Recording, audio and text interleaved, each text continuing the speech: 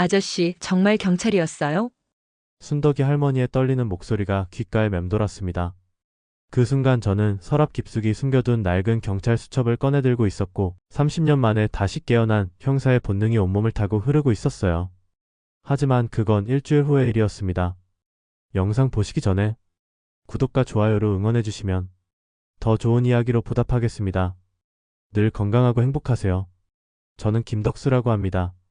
올해 63이고 이 동네에서 25년째 턱스마트라는 작은 슈퍼를 운영하고 있어요. 매일 새벽 5시면 어김없이 눈이 떠지고 6시엔 가게 문을 열어 밤 10시까지 지키는 게 제 일상입니다. 그날도 여느 때와 다름없는 평범한 월요일 오전이었어요. 아침 햇살이 진열장 위로 비스듬히 내려앉고 냉장고 모터 소리가 규칙적으로 웅웅거리는 가운데 저는 어제 들어온 물건들을 정리하고 있었습니다. 손끝에 전해지는 차가운 우유팩의 감촉, 코끝을 스치는 갓 구운 빵의 고소한 냄새가 언제나처럼 익숙했죠. 사장님 안녕하세요. 문 열리는 소리와 함께 들어온 건 최순덕 할머니였습니다. 78이신 분인데 부정한 허리에도 불구하고 매일 아침 7시면 어김없이 는 단골 중에 단골이셨어요. 어서 오세요, 할머니. 오늘도 일찍 나오셨네요. 늙으니까 잠이 없어서 말이야. 그런데 사장님, 혹시 로프 같은 거 있어? 순간 손이 멈췄습니다. 로프라니요? 로프? 78살 할머니가 갑자기 로프를? 로프요? 어디에 쓰실 건데요?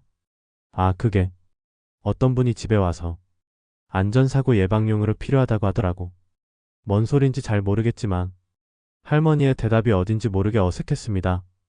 25년간 이 동네 사람들을 지켜본 제 눈에는 뭔가 석연치 않은 구석이 있어 보였어요. 이상하다. 순덕이 할머니가 거짓말을 하고 있는 건 아닐까? 글쎄요, 우리 가게엔 그런 건 없는데. 혹시 그분이 누구신지 여쭤봐도 될까요? 아이고, 잘 기억이 안 나네. 뭐 보험회사에서 왔다나 뭐라나. 할머니는 더듬거리며 말씀하시고는 우유 한 팩만 사시고 황급히 나가셨습니다.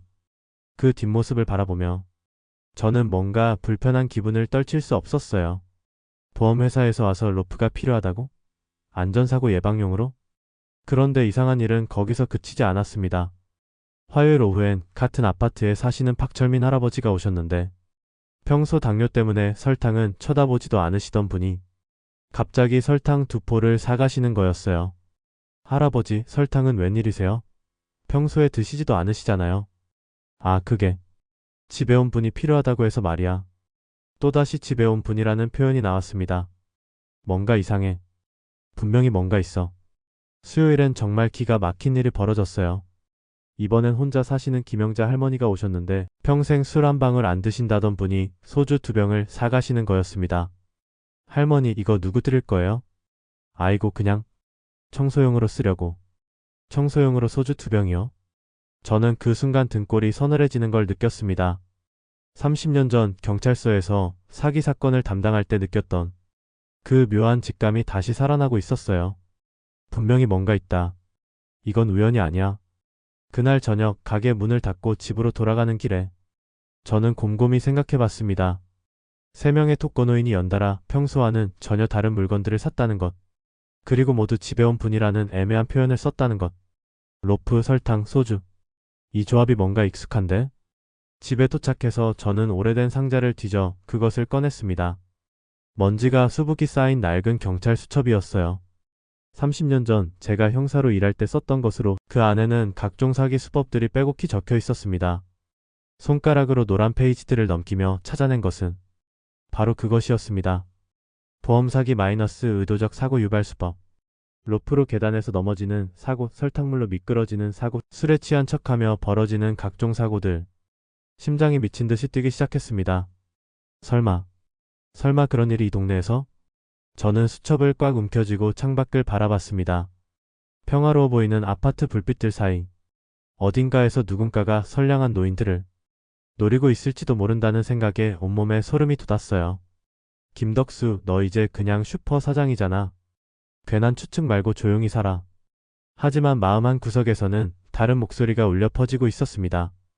그래도 확인은 해봐야 하는 거 아니야? 혹시라도 정말 누군가 할머니, 할아버지들을 속이고 있다면? 그날 밤 저는 잠을 이룰 수 없었습니다. 30년 만에 다시 깨어난 형사의 본능이 저를 뒤흔들고 있었고 무언가 큰일이 벌어지고 있다는 예감이 점점 더 강해지고 있었어요. 다음날 아침 평소보다 더 일찍 가게 문을 연 저는 단골 손님들을 유심히 관찰하기 시작했습니다. 그들의 표정 하나하나, 말투의 변화, 심지어 걸음걸이까지도 놓치지 않으려고 했어요. 그리고 마침내 그 순간이 왔습니다. 목요일 오후 2시경 가게 앞으로 한 대의 검은색 승용차가 천천히 다가오더니 순덕이 할머니가 사시는 아파트 앞에 정차했습니다. 차에서 내린 건 정장을 단정하게 차려입은 40대 중반의 남자였는데 손에는 번쩍이는 명함 케이스를 들고 있었어요. 저는 몰래 그 남자를 지켜봤습니다. 그의 얼굴엔 상냥한 미소가 떠 있었지만 왜인지 그 미소가 진짜가 아닌 것 같아 보였어요. 마치 사냥감을 노리는 맹수가 순간적으로 보여주는 그런 표정 같았습니다. 이상해. 분명히 뭔가 이상해. 저는 그 순간 결심했습니다. 더 이상 의심만 하고 있을 순 없다고. 이 동네 어르신들을 25년간 지켜본 제가 나서지 않으면 누가 나서겠냐고. 서랍 깊숙한 곳에서 낡은 경찰 수첩을 꺼내며 저는 중얼거렸습니다. 김덕수, 이번엔 절대 실수하지 마. 진짜 나쁜 놈을 잡는 거야. 30년 만에 다시 깨어난 형사의 피가 온몸을 타고 흐르기 시작했습니다. 평범한 슈퍼 사장 김덕수의 진짜 모습이 서서히 드러나려고 하고 있었어요. 하지만 저는 아직 몰랐습니다. 이것이 얼마나 큰 사건의 시작인지, 그리고 제가 상대해야 할 악이 얼마나 교활하고 거대한지를. 내일은 반드시 그 정장 남자의 정체를 알아내야겠다. 더 늦기 전에. 그날은 지난주 목요일, 그 정장 남자를 처음 본 날로부터 사흘이 지난 일요일이었습니다. 저는 평소보다 일찍 가게를 열어 주변을 살펴보고 있었어요. 지난 며칠간 관찰한 결과 그 남자는 매일 오후 2시경이면 어김없이 동네 독거노인들을 찾아다니고 있었습니다. 박영호라는 이름의 그 남자 말이에요. 가슴 한편으론 제가 너무 민감하게 반응하는 건 아닌가 하는 생각도 들었습니다. 혹시 정말 선량한 보험 설계사일 수도 있잖아요. 30년 전 그 일, 무고한 사람을 용의자로 몰아 억울하게 만들었던 그 끔찍한 기억이 다시 떠올랐어요. 김덕수 조심해. 이번엔 확실한 증거가 있을 때까지 섣불리 나서지 마. 하지만 그 모든 의심은 그날 오후 한순간에 확신으로 바뀌었습니다. 오후 3시경 저는 가게 앞에서 배달 온 음료수를 정리하고 있었어요. 그때 순덕이 할머니 집 쪽에서 갑작스럽게 들려 온 비명소리에 고개를 들었습니다. 으악, 도와주세요. 순덕이 할머니의 목소리였습니다. 하지만 뭔가 이상했어요. 진짜 위급 상황에서 나는 비명이라기보다는 마치 누군가 시키는 대로 따라하는 것 같은 어색함이 느껴졌거든요. 저는 급히 가게를 나와 할머니 집이 있는 아파트 1층으로 뛰어갔습니다. 열린 현관문 앞에 그 박영호라는 남자가 서 있었고 안에서는 순덕이 할머니가 바닥에 쓰러져 있었어요. 아이고 할머니, 괜찮으세요?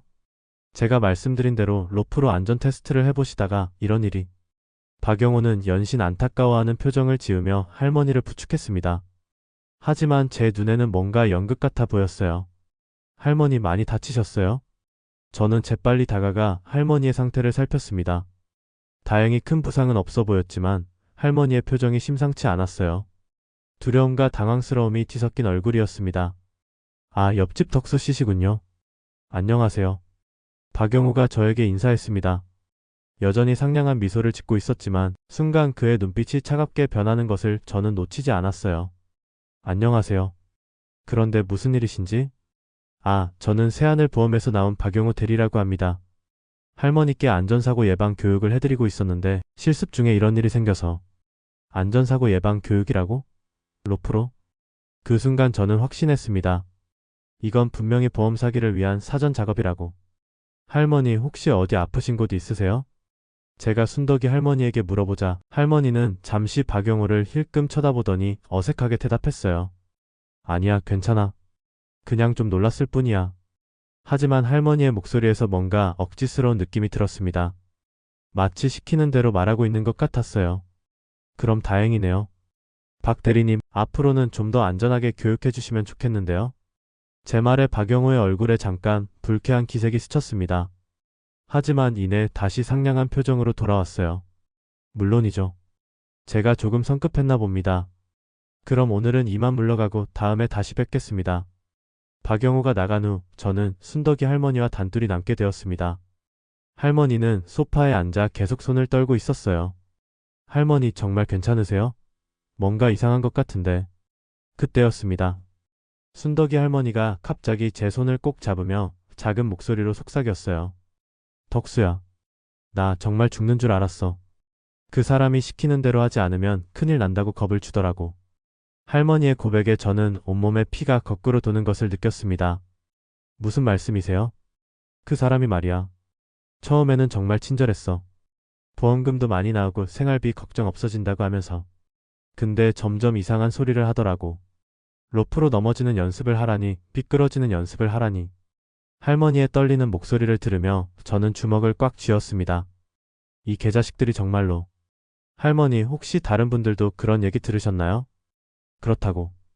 철민이 할아버지도, 영자 할머니도 다 똑같은 얘기 들었대. 근데 무서워서 아무한테도 말 못하겠더라고. 그 사람이 말 한번 잘못하면 큰일 난다고 했거든. 분노가 치밀어 올랐습니다. 순간 30년 전 사기범들을 잡던 시절의 기억이 선명하게 되살아났어요. 약한 사람들을 이용해 돈을 벌려는 인간 쓰레기들에 대한 분노 말이에요. 할머니, 이제 걱정하지 마세요. 제가 있잖아요. 그런데 덕수야, 너한테 피해 갈까봐 걱정이 되네. 할머니, 저 박영호라는 사람 말 절대 듣지 마세요. 그리고 혹시 또 뭔가 시키면 바로 저한테 연락하세요. 알겠죠? 할머니는 고개를 끄덕이며 제 손을 더욱 꽉 쥐었어요. 집으로 돌아오는 길 저는 온몸이 떨렸습니다. 분노 때문이었어요. 70이 넘은 할머니를 협박해서 보험 사기에 이용하려 한다니. 이런 비열한 놈들을 그냥 두고 볼 수는 없었습니다. 그날 밤 저는 다시 한번 낡은 경찰 수첩을 꺼내 들었어요. 먼지를 털어내고 첫 페이지를 펼치자 30년 전 제가 형사 서약을 할 때 적어놓은 글씨가 보였습니다. 정의는 반드시 승리한다. 약자를 보호하는 것이 진짜 형사의 의무다. 그래, 김덕수. 내가 다시 나설 때가 왔어. 이번에는 실수하지 않을 거야. 확실한 증거를 잡고 저 인간들의 정체를 낱낱이 파헤쳐서 법의 심판을 받게 할 거야. 30년 동안 묻어두었던 형사의 혼이 다시 타오르기 시작했습니다. 더 이상 평범한 슈퍼 사장 김덕수가 아니었어요. 악을 척결하는 정의의 수호자로 다시 태어나는 순간이었습니다. 박영호, 너 같은 놈 때문에 억울한 사람 만든 적 있지만 이번엔 다르다. 이번엔 진짜 악당을 잡는 거니까. 제가 지켜야 할 건 이 동네 어르신들입니다. 그리고 저는 절대로 이 악한 놈들이 승리하도록 두지 않을 겁니다. 전쟁이 시작된 거였어요. 월요일 새벽 4시 30분. 평소보다 30분 더 일찍 일어났습니다. 세면대 앞에서 거울을 바라보니 그 안에는 더 이상 평범한 슈퍼 사장의 모습이 아닌 다른 누군가가 서 있었어요. 눈빛이 달라져 있었습니다. 30년 전 사건 현장을 누비던 그때의 날카로움이 되살아나고 있었어요. 오늘부터 본격적인 수사를 시작해야 했습니다. 하지만 이번엔 혼자가 아니었어요. 제게는 강력한 무기가 있었거든요. 바로 이 덕스마트였습니다. 가게에 도착해서 가장 먼저 한 일은 CCTV 점검이었어요. 25년 전 설치한 구형 카메라들이었지만 가게 앞도로와 아파트 입구까지는 충분히 커버할 수 있었습니다. 모니터 화면을 들여다보며 지난 일주일간의 녹화 파일들을 되돌려봤어요. 박영호의 검은색 승용차가 매일 오후 2시경 나타나는 것이 선명하게 기록되어 있었습니다. 차량 번호는 12가 3456. 메모장에 또박또박 적어 넣었어요. 이제 패턴이 보이기 시작했습니다.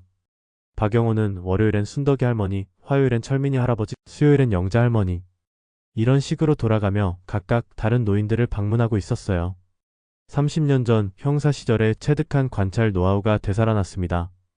작은 디테일 하나하나가 중요한 단서가 될 수 있다는 것, 그리고 범죄자들은 반드시 패턴을 가지고 있다는 것 말이에요. 사장님, 안녕하세요.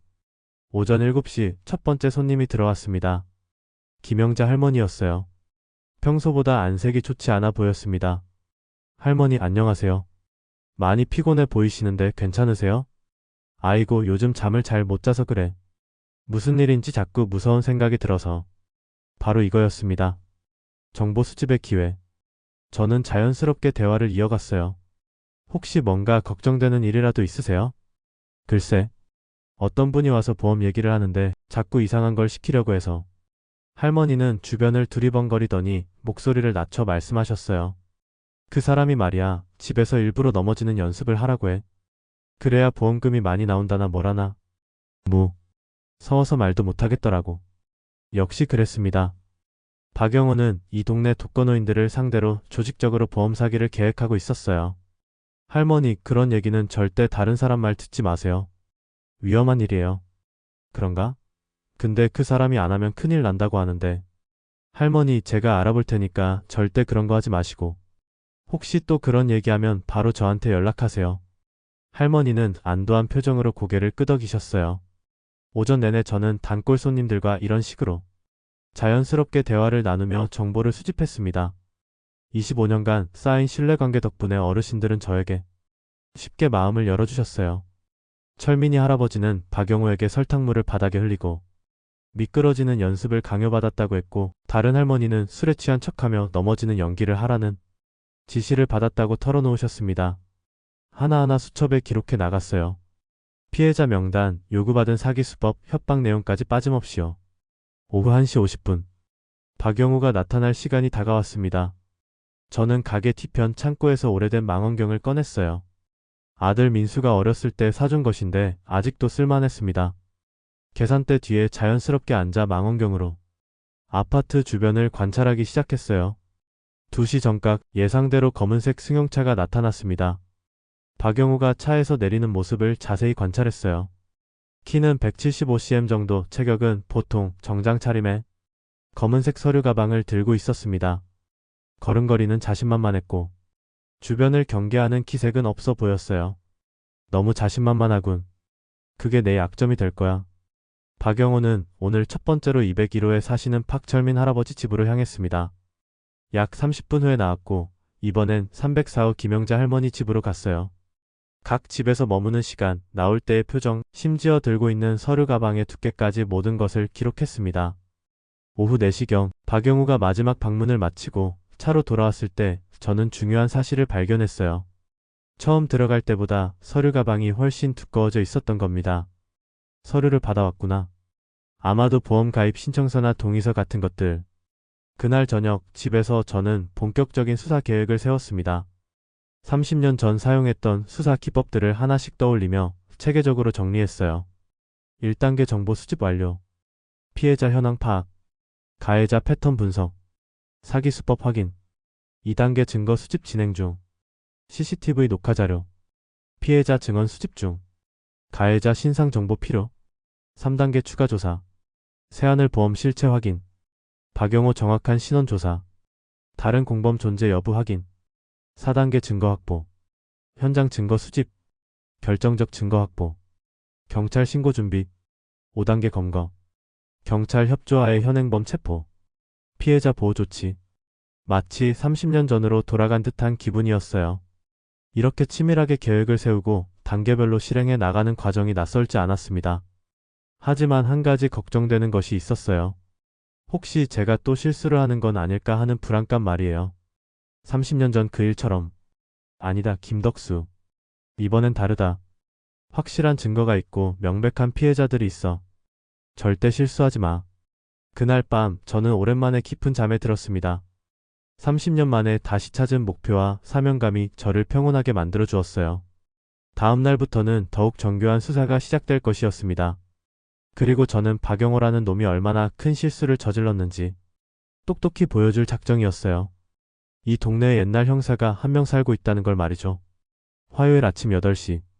가게 문을 열자마자 순덕이 할머니가 들어오셨습니다. 평소와는 다른 모습이었어요. 구부정했던 어깨가 쭉 펴져 있었고 흐릿했던 눈빛이 또렷하게 빛나고 있었습니다. 할머니 안녕하세요. 일찍 나오셨네요. 덕수야, 너한테 할 말이 있어. 아주 중요한 얘기야. 할머니는 주변을 한번 둘러보더니 제게 가까이 다가왔어요. 그리고 품속에서 작은 수첩을 꺼내 제 손에 쥐어주셨습니다. 이거 봐봐. 내가 며칠 동안 몰래 적어둔 거야. 수첩을 펼쳐보는 순간 저는 입이 떡 벌어졌습니다. 거기에는 박영호의 행동 패턴, 방문 시간, 심지어 전화통화 내용까지도 상세하게 기록되어 있었어요. 월요일 오후 2시 10분 박영호 201호 방문. 30분 체류 후 나옴. 나올 때 서류 가방에서 종이 뭉치 꺼내 차 안에서 전화함. 화요일 오후 2시 5분 박영호.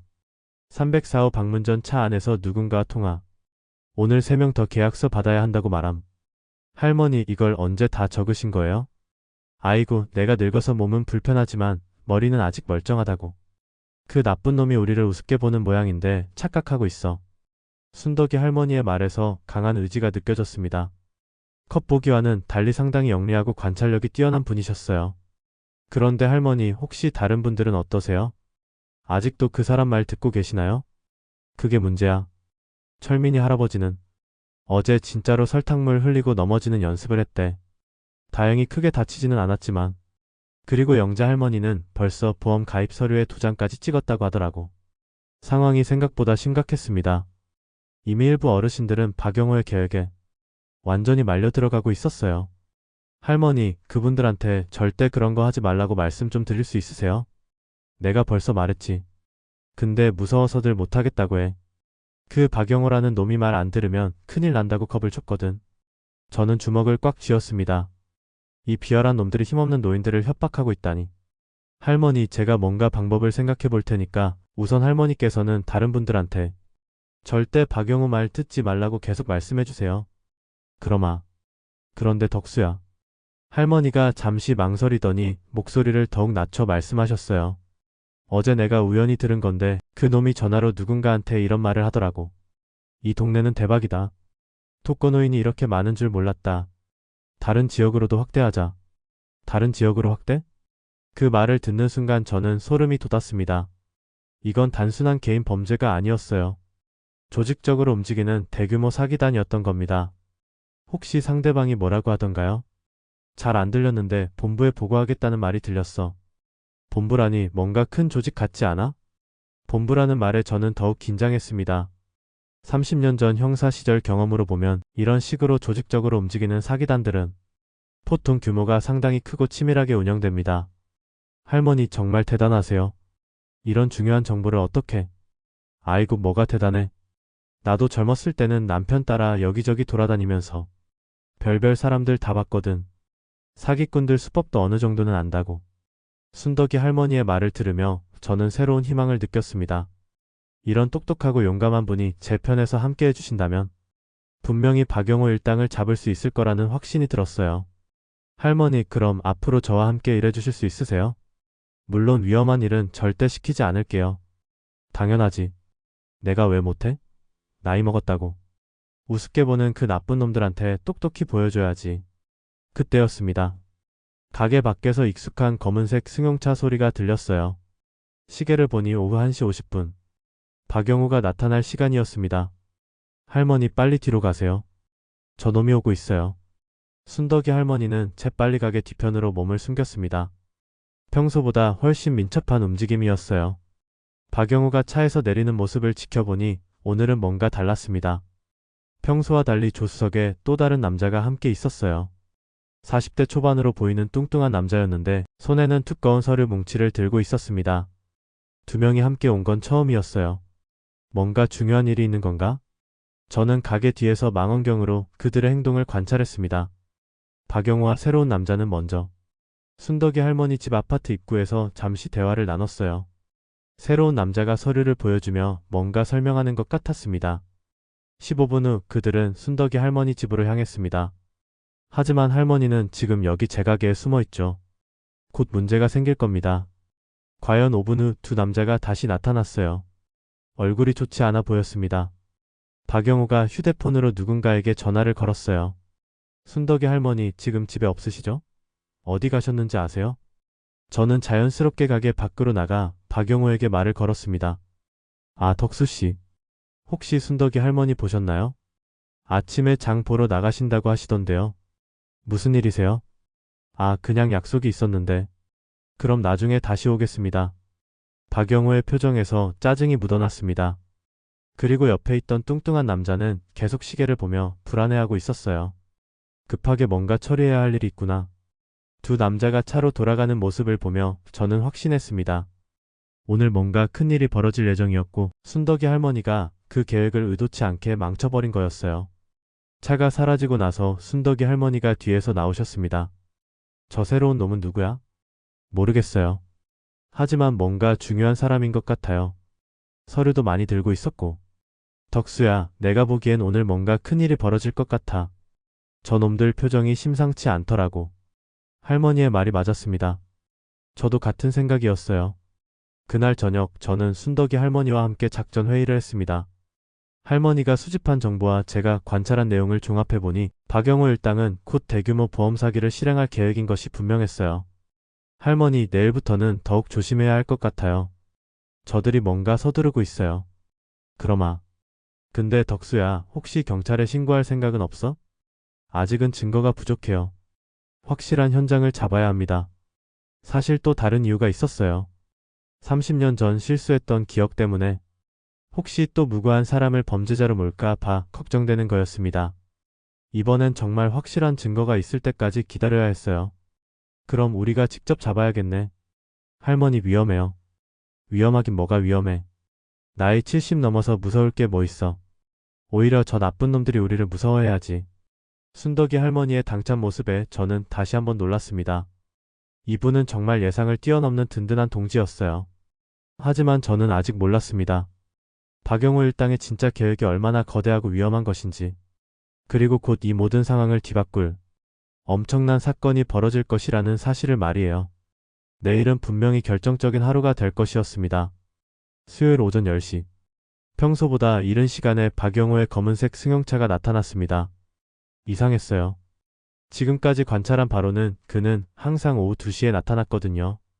그런데 오늘은 무려 4시간이나 일찍 온 것이었습니다. 더 이상한 건 혼자가 아니었다는 점이었어요.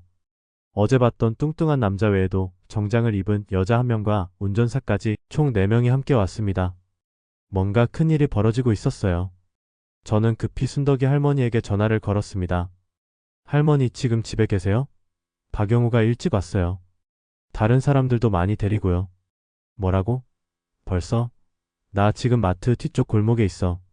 금방 갈게. 할머니는 약속대로 가게 뒤편으로 피해 계셨어요.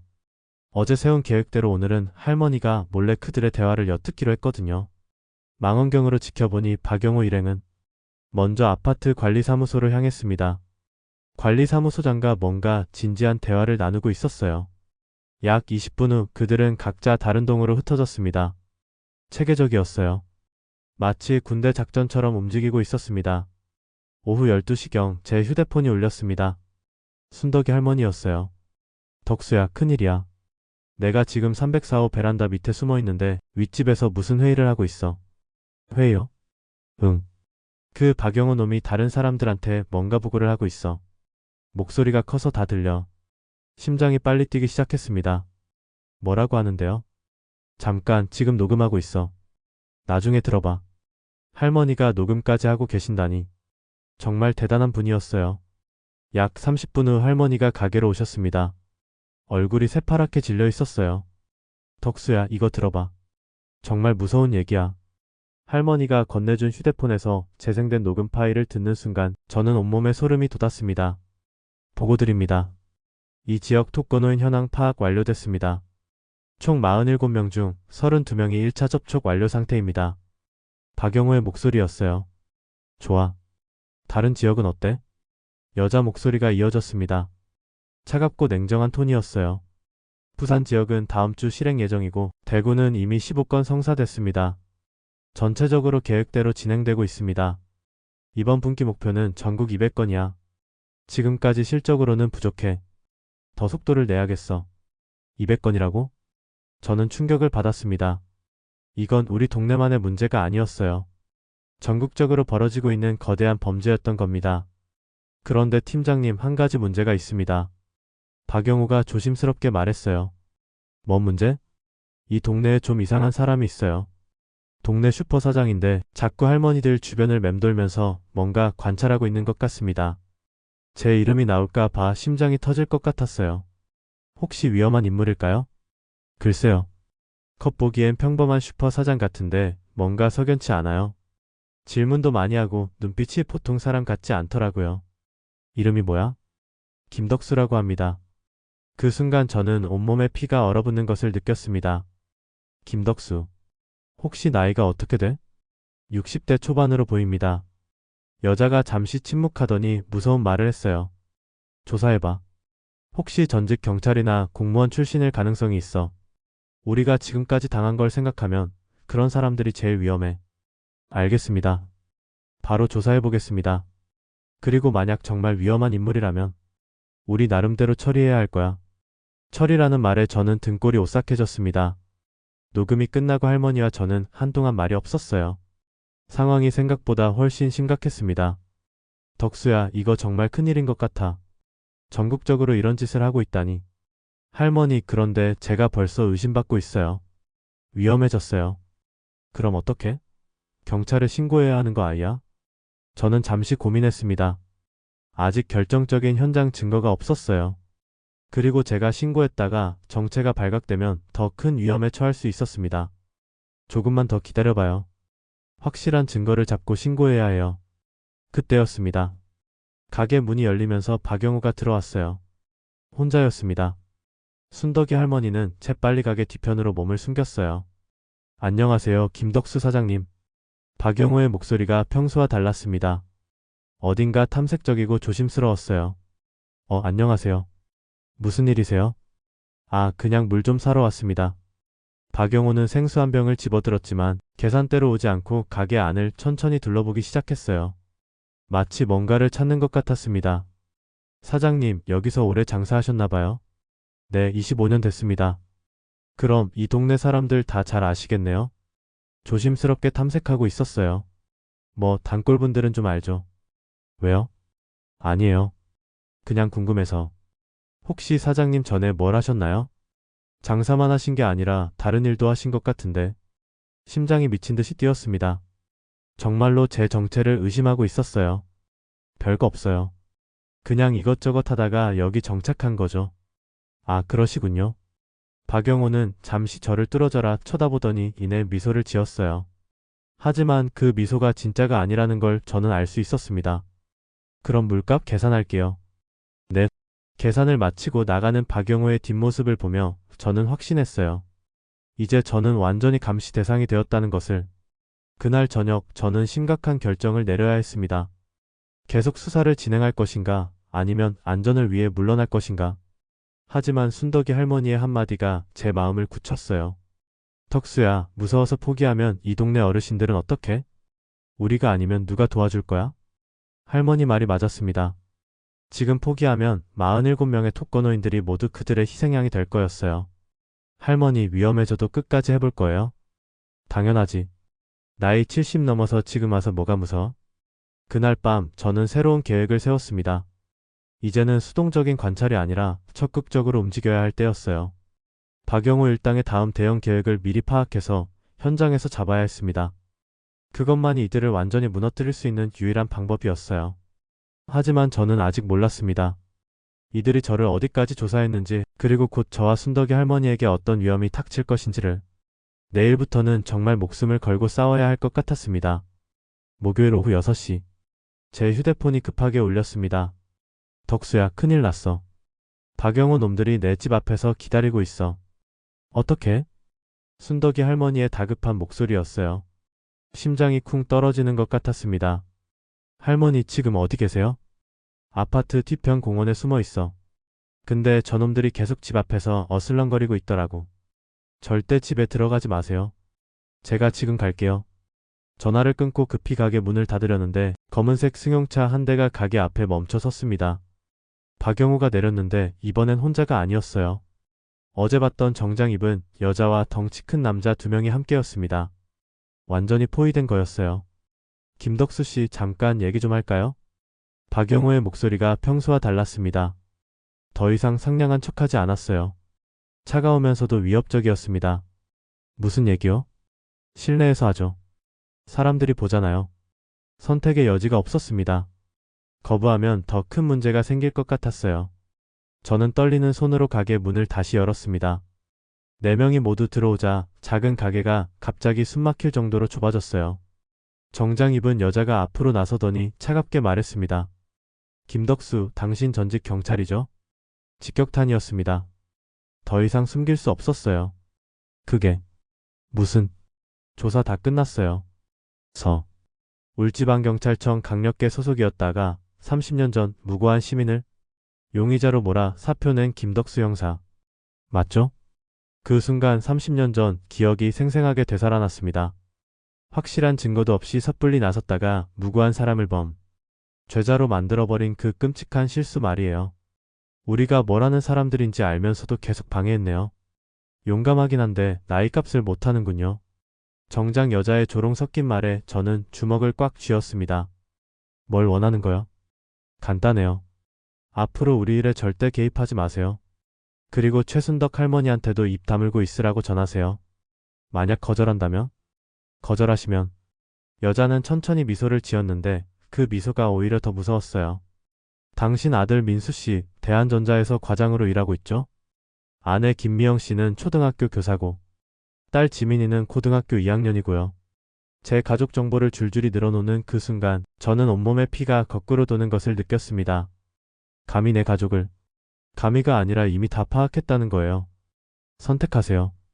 당신 혼자의 정의감 때문에 가족까지 위험에 빠뜨릴 건가요? 그들이 나간 후 저는 가게 바닥에 주저앉고 말았습니다. 온몸이 떨렸어요. 분노 때문인지 두려움 때문인지 구별할 수 없었습니다. 30년 전 그때처럼 또다시 모든 것이 꼬여가고 있었어요. 선량한 사람들을 지키려다가 오히려 더 큰 화를 불러온 거였습니다. 그날 밤 집에 돌아가니 아들 민수가 기다리고 있었습니다. 얼굴이 심각했어요. 아버지, 오늘 회사에 이상한 사람들이 와서 저에 대해 물어봤다고 하네요. 가슴이 철렁 내려앉았습니다. 뭐라고 했는데? 제가 요즘 이상한 일에 관여하고 있는 건 아니냐고, 혹시 문제 될 만한 일을 하고 있는 건 아니냐고. 아버지, 대체 무슨 일이세요? 저는 아무 말도 할 수 없었습니다. 아들에게 어떻게 설명해야 할지 막막했어요. 아버지가 요즘 동네에서 뭔가 수상한 일에 관여하고 있다는 소문이 돌고 있어요. 혹시 정말인가요? 민수야, 그건. 아버지, 이제 63이시잖아요. 젊을 때도 아니고 왜 위험한 일에 끼어드세요? 우리 가족 생각은 안 하세요? 아들의 절규에 가까운 말에 저는 할 말을 잃었습니다. 나쁜 놈들이 동네 어르신들을 속이고 있어서. 그럼 경찰에 신고하면 되잖아요. 왜 아버지가 직접 나서세요? 아버지는 이제 그냥 슈퍼 사장이라고요. 그냥 슈퍼 사장이라는 말이 가슴에 비수처럼 박혔습니다. 30년 전에도 그랬잖아요. 정의감에 사로잡혀서 섣불리 나섰다가 무고한 사람 억울하게 만들고 결국 경찰 그만두신 거 잊으셨어요? 아들이 30년 전 일까지 들먹이자 저는 완전히 무너져 내렸습니다. 그래, 민수 말이 맞아. 나는 이미 실패한 형사야. 30년 전에도 지금도. 아버지, 제발 이제 그만하세요. 가족이 더 중요하잖아요. 그날 밤 저는 잠을 이룰 수 없었습니다. 머릿속이 온통 복잡했어요. 순덕이 할머니와 동네 어르신들을 지켜야 한다는 사명감, 가족을 위험에 빠뜨릴 수 없다는 두려움, 그리고 30년 전 실수에 대한 자책감이 뒤엉켜 저를 괴롭혔습니다. 다음날 아침 순덕이 할머니에게서 전화가 왔습니다. 덕수야, 어젯밤 내 집에 누군가 왔다 간 것 같아. 문고리가 돌아간 흔적이 있더라고. 할머니 위험해요. 당분간 조카 집에라도 피해 계세요. 뭔 소리야? 내가 왜 피해야 해? 우리가 뭘 잘못했는데? 할머니의 당당한 말씀에 오히려 제가 더 초라해졌어요. 그 순간 깨달았습니다. 저는 정의를 실현하기는커녕 순덕이 할머니까지 위험에 빠뜨리고 제 가족마저 위협받게 만들었다는 것을. 김덕수, 너는 정말 쓸모없는 놈이야. 30년 전에도 실패했고 지금도 실패하고 있어. 그날 오후 저는 가게에 혼자 앉아 깊은 절망에 빠져 있었습니다. 계산대 서랍에 넣어둔 낡은 경찰 수첩을 꺼내 들여다봤어요. 정의는 반드시 승리한다. 30년 전 제가 적어놓은 글씨가 이제는 비웃는 것 같았습니다. 정의는 승리하지 않아요. 오히려 정의감에 사로잡힌 사람만 다치게 되는 거였습니다. 휴대폰이 울렸습니다. 박영호였어요. 김덕수 씨, 생각해 보셨나요? 현명한 선택을 하시길 바랍니다. 시간이 많지 않거든요. 전화가 끊어진 후 저는 수첩을 꽉 쥐고 있다가 서랍 깊숙이 밀어넣어 버렸습니다. 이제 정말 모든 걸 포기해야 할 때인 것 같았어요. 제가 나서봤자 아무것도 바뀌지 않습니다. 오히려 모든 사람을 더 위험하게 만들 뿐이었어요. 30년 전 무고한 사람을 억울하게 만들었던 그 실수가 지금도 저를 짓누르고 있었습니다. 저는 정의를 실현할 자격이 없는 사람이었어요. 그저 평범한 슈퍼 사장으로 조용히 살아가는 것, 그게 제가 할 수 있는 전부였습니다. 하지만 가슴 한구석에서는 작은 목소리가 계속 속삭이고 있었어요. 정말 이대로 포기할 거야? 덕이 할머니와 동네 어르신들은 어떡하고? 저는 그 목소리를 애써 무시하려 했습니다. 하지만 그 작은 목소리는 쉽게 사라지지 않았어요. 내일이면 모든 것이 결정될 것 같았습니다. 금요일 새벽 5시. 휴대폰이 울렸습니다. 덕수야, 도와줘. 순덕이 할머니의 약한 목소리였어요. 평소와 전혀 달랐습니다. 할머니 어디 계세요? 무슨 일이세요? 집에 갇혀 있어. 그 놈들이 오늘 밤에 큰일을 벌일 거래. 전화가 끊어졌습니다. 가슴이 얼음장같이 차가워졌어요. 그들이 드디어 할머니를 잡은 거였습니다. 그리고 오늘이 바로 그들의 최후 작전 실행일이었어요. 저는 더 이상 망설일 수 없었습니다. 어제까지의 두려움과 절망은 온데간데 없이 사라졌어요. 지금 당장 할머니를 구해야 했고 이 동네 어르신들을 지켜야 했습니다. 30년 전 실수. 그런 건 이제 중요하지 않았어요. 중요한 건 지금 이 순간 제가 해야 할 일이 명확하다는 거였습니다. 서랍에서 낡은 경찰 수첩을 다시 꺼냈습니다. 그리고 30년 만에 처음으로 확신에 차서 중얼거렸어요. 김덕수 형사, 마지막 수사 시작한다. 오전 9시 저는 아들 민수에게 전화를 걸었습니다. 민수야, 아빠야. 아버지 무슨 일이세요? 목소리가. 민수야, 아빠가 30년 전에 실수한 거 알지? 아버지. 그때 억울한 사람 만든 게 맞아. 하지만 아빠는 그 일로 평생 자책하면서 살았고, 그래서 정작 지금 진짜 나쁜 놈들을 잡아야 할 때 주저했어. 제 목소리가 점점 단호해지고 있었습니다. 근데 이제 깨달았다. 과거의 실수를 두려워하느라 현재의 정의를 포기할 순 없어. 아빠는 경찰이었고 지금도 그래. 아버지. 만약에 아빠한테 무슨 일이 생기면 이 수첩에 모든 증거가 다 들어있어. 경찰서에 가져다줘. 전화를 끊고 저는 본격적인 준비를 시작했습니다. 먼저 지난 며칠간 모아둔 모든 증거들을 정리했어요. CCTV 녹화 파일, 순덕이 할머니의 녹음 파일, 박영호 일당의 행동 패턴, 그리고 다른 피해자들의 증언까지. 모든 것을 USB에 복사해서 안전한 곳에 숨겨뒀습니다. 그리고 가장 중요한 건 오늘 그들이 벌일 대형 사기의 현장을 잡는 것이었어요. 오후 1시 평소보다 일찍 박영호 일당이 나타났습니다. 이번엔 승용차 2대에 총 8명이 왔어요. 완전 작전 부대였습니다. 망원경으로 지켜보니 그들은 체계적으로 움직이고 있었어요. 각각 다른 동으로 흩어져서 동시다발적으로 여러 어르신 댁을 방문하기 시작했습니다. 드디어 시작된 거였어요. 오늘 하루에 이 동네 독거노인들을 상대로 대규모 보험 사기를 실행하려는 거였습니다. 저는 휴대폰으로 112에 신고했습니다. 여보세요, 경찰서인가요? 지금 우리 동네에서 대규모 보험 사기가 진행되고 있습니다. 주소는? 신고자 성함과 자세한 상황을 말씀해 주세요. 김덕수입니다. 전직 경찰이고요. 지금 범죄자들이 독거노인들을 상대로 조직적인 보험 사기를 벌이고 있어요. 피해자가 수십 명이고 현재 진행형입니다. 알겠습니다. 즉시 출동하겠습니다. 이제 경찰이 올 때까지 제가 버텨야 했어요. 그리고 무엇보다 순덕이 할머니를 구해야 했습니다. 오후 2시 30분, 저는 결심을 굳히고 할머니 집으로 향했습니다. 30년 만에 느끼는 현장 출동의 긴장감이었어요. 할머니 집 앞에는 박영호가 정장 입은 여자와 함께 서 있었습니다. 문이 살짝 열려 있었고 안에서 할머니의 목소리가 들렸어요. 안 해. 절대 안 해. 할머니 이미 서류에 도장 다 찍으셨잖아요. 이제 와서 안 된다고 하시면 곤란해요. 저는 숨을 깊이 들이마시고 현관문을 벌컥 열었습니다. 뭐 하는 거예요? 박영호와 정장 여자가 깜짝 놀라며 저를 쳐다봤어요. 김덕수, 당신 여기 왜 와? 할머니 괴롭히지 마세요. 순덕이 할머니는 소파 구석에 웅크리고 계셨는데 저를 보자 눈이 빛났어요. 덕수야, 할머니 괜찮으세요? 정장 여자가 차갑게 웃으며 말했습니다. 정말 끝까지 방해하려고 작정했군요. 좋아요. 어차피 오늘로 다 끝나는 일이니까. 그녀가 손짓하자 밖에서 덩치 큰 남자 2명이 들어왔어요. 김덕수, 당신 같은 늙은 형사 때문에 우리 계획이 망칠 순 없어요. 바로 그 순간이었습니다. 경찰이다. 모두 손들어.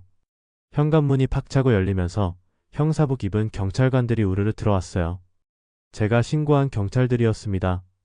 박영우와 정장 여자는 당황한 기색을 감추지 못했어요. 잠깐 우리가 뭘 잘못했다고. 박영우 이미 다 알고 있어. 전국 단위 보험사기 조직의 지역 책임자지? 경찰서에서 온 강력계 형사가 단호하게 말했습니다. 그리고 김덕수 씨 맞죠? 신고해 주신 분. 제가 서울청 사기범죄수사대 김영진 경감입니다. 김영진 경감은 제게 다가와 악수를 청했어요. 김덕수 선배님이시죠? 30년 전 서울청에서 일하실 때 제가 신참이었는데 기억 안 나실 거예요. 아, 선배님이 정리해주신 증거 덕분에 이 사건을 완벽하게 해결할 수 있을 것 같습니다. 정말 대단하세요. 그 순간 30년 전 기억이 새롭게 정리되는 것을 느꼈어요.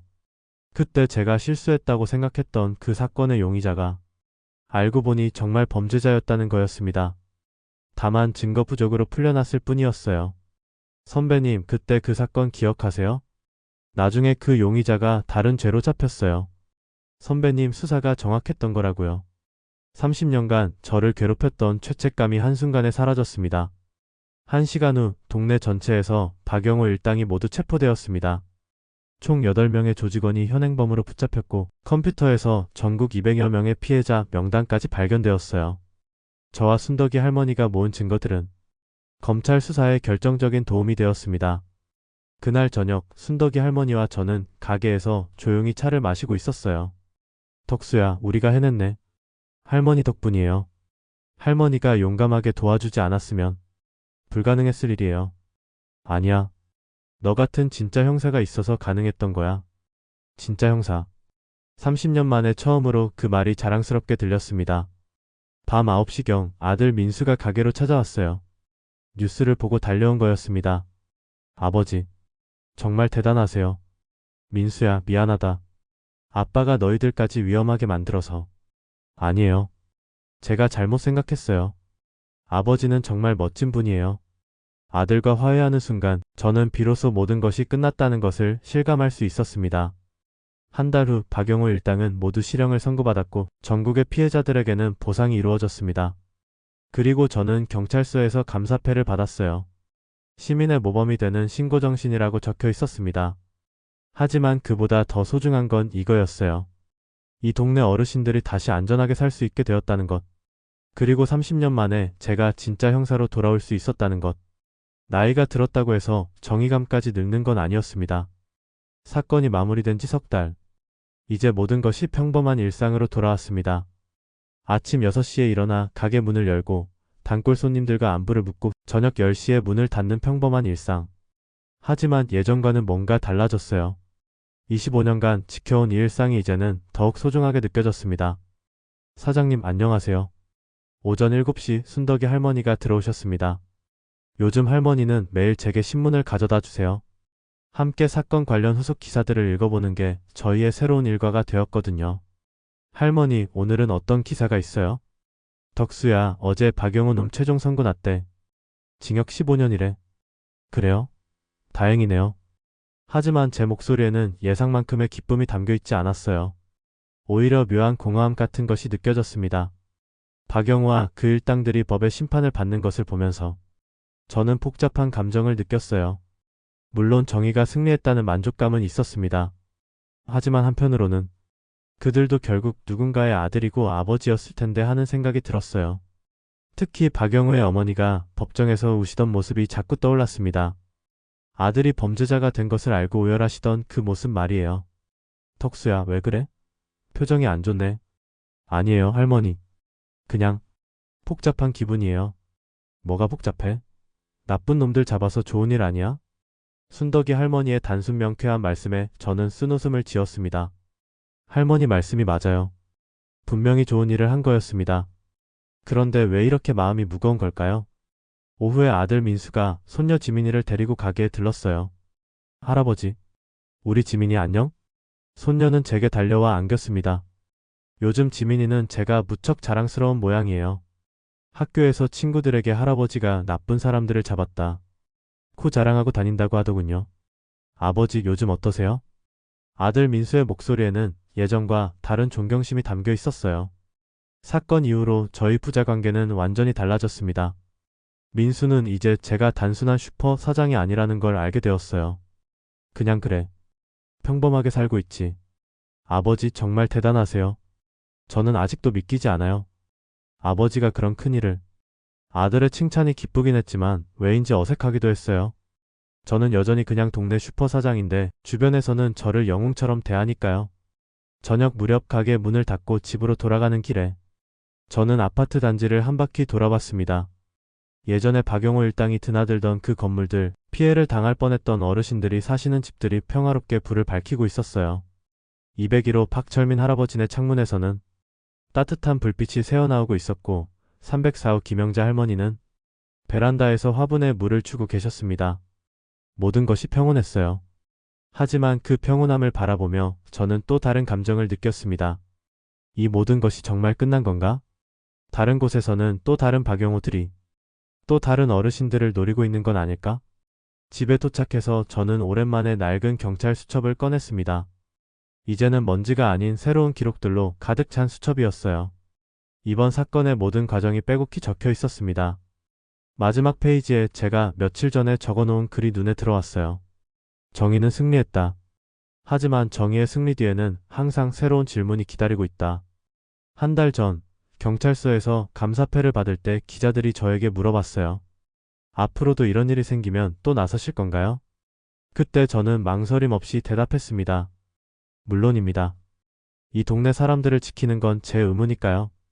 하지만 지금 생각해보니 그 대답이 과연 옳은 걸까요? 제가 나서는 것이 항상 좋은 결과를 가져올까요? 며칠 전 순덕이 할머니와 차를 마시며 이야기를 나눴어요. 할머니, 저희가 한 일이 정말 옳은 일이었을까요? 뭔 소리야? 당연히 옳은 일이지. 나쁜 놈들 잡은 게 잘못된 일이야? 그런데 박영호의 어머니 생각을 하면 그분도 피해자잖아요. 덕수야, 너 너무 복잡하게 생각하지 마. 나쁜 건 나쁜 거고 좋은 건 좋은 거야. 할머니의 단순한 철학이 때로는 부러웠어요. 하지만 저는 그렇게 단순할 수가 없었습니다. 30년 넘게 살아온 경험이 저에게 세상의 복잡함을 가르쳐줬거든요. 어느 토요일 오후 저는 뜻밖의 방문객을 맞았습니다. 박영호의 어머니였어요. 70대 후반으로 보이는 그분은 제 가게 앞에서 한참을 망설이시다가 들어오셨어요. 혹시 김덕수 씨시죠? 네, 그런데 저는 박영호 어머니입니다. 순간 말문이 막혔습니다. 어떤 말을 해야 할지 몰랐어요. 제가 와서는 안 되는 줄 압니다. 하지만 한 번만 말씀드리고 싶어서요. 그분은 떨리는 목소리로 말씀하셨어요. 제 아들이 나쁜 짓을 한 건 맞습니다. 변명할 생각도 없어요. 하지만 아이가 어렸을 때는 정말 착한 아이였거든요. 눈물을 글썽이시는 모습에 저는 가슴이 아팠습니다. 어디서부터 잘못됐는지 모르겠어요. 제가 잘못 키운 걸까요? 어머님, 김덕수 씨가 나쁜 분이 아니라는 걸 알아요. 옳은 일을 하신 거라는 것도 알고요. 그냥 죄송하다는 말씀을 드리고 싶었어요. 그분이 가신 후 저는 한참 동안 멍하니 서 있었습니다. 정의란 무엇일까요? 나쁜 사람을 벌주는 것일까요? 아니면 상처받은 사람들을 치유하는 것일까요? 그날 밤 저는 오랜만에 아내 생각이 났습니다. 10년 전에 세상을 떠난 아내는 항상 저에게 이런 말을 했어요. 당신은 너무 무거운 짐을 지려고 해요. 세상의 모든 것을 당신이 다 해결할 수는 없어요. 이제야 아내의 말뜻을 조금 알 것 같았어요. 다음 주 월요일 순덕이 할머니가 평소보다 일찍 가게에 오셨어요. 덕수야, 큰일 났어. 왜요, 할머니? 백이동에 이상한 사람이 또 나타났대. 독거노인들한테 투자 권유를 하고 다닌다는데. 순간 제 가슴이 다시 뛰기 시작했습니다. 또 시작인가? 하지만 이번에는 달랐어요. 저는 조금 더 침착했습니다. 할머니, 일단 경찰서에 신고부터 하죠. 그리고 동사무소에도 알려서 어르신들에게 주의하라고 안내방송하게 하고요. 그래, 그럼 우리는 지켜볼 거예요. 필요하면 도울 거고 꼭 필요한 순간에만 나설 거예요. 순덕이 할머니가 의외라는 표정으로 저를 쳐다봤어요. 왜 그래? 예전 같으면 벌써 뛰어나갔을 텐데. 할머니, 제가 배운 게 있어요. 정의는 혼자 실현하는 게 아니라는 걸요. 그날 오후 저는 동사무소와 경찰서 그리고 이 지역 사회복지사들과 연락을 주고받았습니다. 이제는 혼자 나서지 않아요. 시스템을 통해 공동체를 통해 문제를 해결하려고 합니다. 며칠 후 그 의심스러운 사람은 경찰 조사를 받고 조용히 사라졌습니다. 큰 사건은 벌어지지 않았어요. 예방이 치료보다 낫다는 말이 맞는 것 같습니다. 어느 가을밤 저는 가게 앞에 서서 하늘을 올려다봤습니다. 별이 유난히 많이 보이는 밤이었어요. 30년 전 경찰을 그만둘 때 저는 제가 실패한 사람이라고 생각했습니다. 그리고 이번 사건을 해결한 후에는 제가 영웅이 된 줄 알았어요. 하지만 이제 깨달았습니다. 저는 실패한 사람도 영웅도 아니었어요. 그냥 이 동네에서 25년간 장사를 하며 사람들과 더불어 살아온 평범한 사람이었습니다. 다만 평범한 사람도 때로는 비범한 일을 할 수 있다는 것, 그리고 그 비범함은 혼자가 아니라 함께할 때 빛난다는 것을 배웠어요. 낡은 경찰 수첩은 이제 서랍 깊숙이 넣어뒀습니다. 언제든 필요하면 다시 꺼낼 수 있도록. 하지만 더 이상 그것에 매달리지는 않을 겁니다. 내일 아침에도 6시에 일어나서 가게 문을 열 거예요.